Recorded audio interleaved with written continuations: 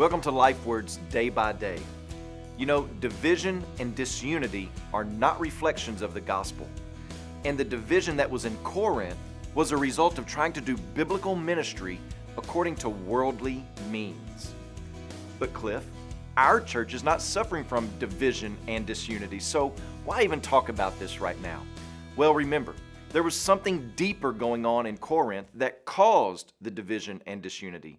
And that same something is always knocking at your door, at my door, at our church's doors, trying to sell us something that we do not need and will cost us far more than we want to pay. And listen, you may not have disunity, but we do have something just as destructive lurking, slowly drifting into our churches, and that is isolationism. In other words, non-unity.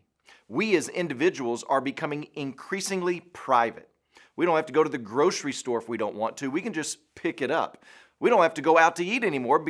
We have all types of restaurant food delivered to us. We don't have to go to the bank anymore because we have online banking.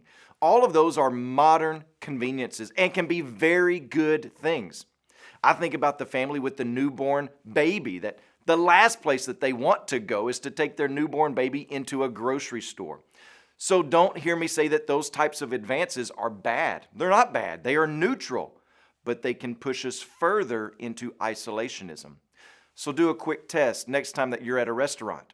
Walk through and observe how many people, how many families are sitting at the same table staring down at their phones. They are together, but they're isolated. Or something a little closer to home, take inventory in your own home. How often are you together but isolated? You're not divided, you're not mad at one another, but you're still isolated. And as I watch culture, I see the same thing happening to the bride of Christ. We use church for our own personal means, our own personal desires, but without being on board or concerned or unified with the local church at large. That is non-unity.